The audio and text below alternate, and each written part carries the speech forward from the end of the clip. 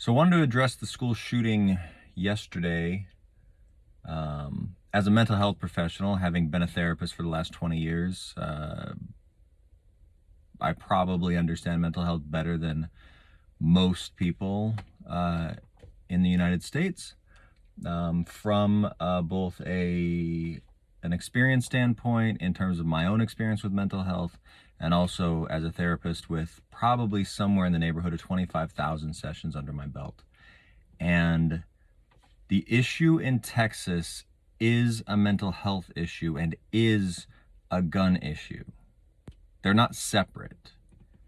And folks do not understand mental health. At the core, at the foundation of mental health and the foundation of our understanding of why people do what they do is people do what they do because they make assumptions and they take perspectives on the things that happen in their lives.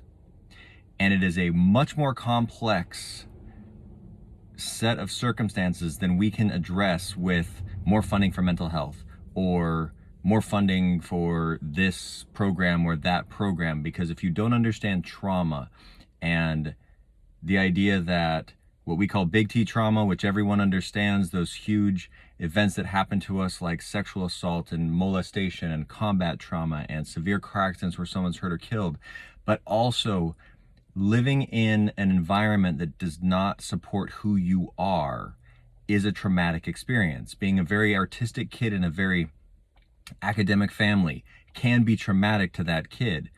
And people who take guns into areas and hurt people with them are people who come from a place of powerlessness and they find power that way. I have no idea what happened to this person or the next person or the next person or the last person or the last 10 people. But I can tell you they're coming from a place of powerlessness and wanting to have power, and they take those guns and they have power with those guns. So if they don't have those guns, they can't do that. And if they don't feel powerless, they won't do that. So we need to understand that you can't just address the mental health and you can't just address the guns. You have to address both of them. And on the one hand, it's so simple that it's so unbelievably frustrating as I sit here at my children's elementary school, hoping that I don't hear gunshots while I make this video. Because my son only has a couple of days of school left, just like those kids did.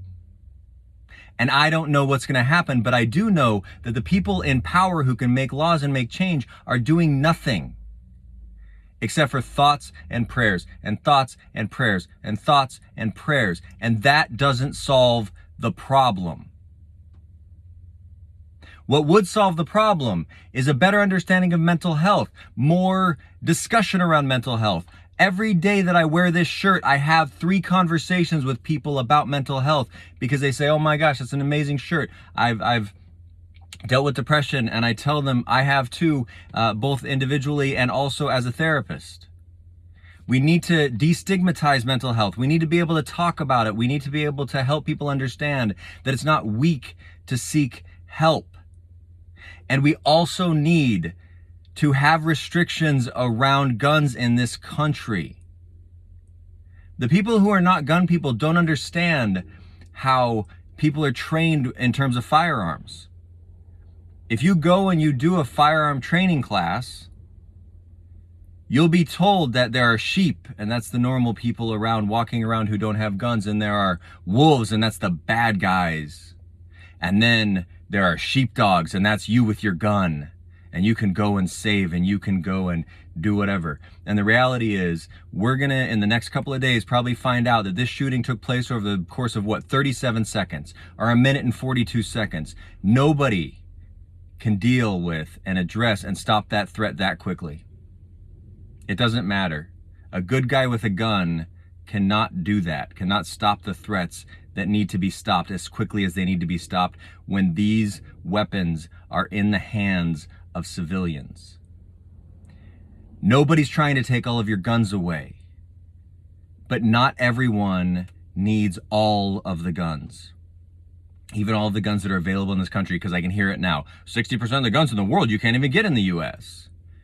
And I think you could probably say the same thing for cars, but there's not a huge car lobby trying to make sure that I have a Jaguar station wagon. So the reality is, if we don't address mental health and guns, nothing will change.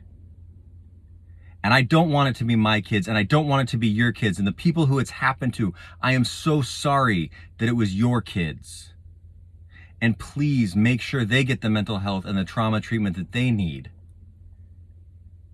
But the only way it's going to stop is if the people in power and each of us individually make the changes that we can make. And the way that we make the changes is by understanding and talking about mental health, by restricting guns, not taking them away, but restricting them. I need a license to drive a car. I need to keep that car registered. Not true about guns in many of the states in this country. It is so ridiculous and so common sense that this kind of thing does not need to continue to happen. But it will if there's not action. So please, act. Every single one of us, act. This is solvable. It's not out of our control. It's not the culture in the United States, and it will always be this way. It can be solved. It's a long-term solution. The best time to plant a tree is 25 years ago. The second best time to plant a tree is today. Let's plant this tree now. And let's solve this problem starting now. It's going to be a long road, and it's going to be hard to do. And there will be more mass murders, because this is not a gunman. It is a mass murderer of children and a mass murderer of people shopping in their grocery store.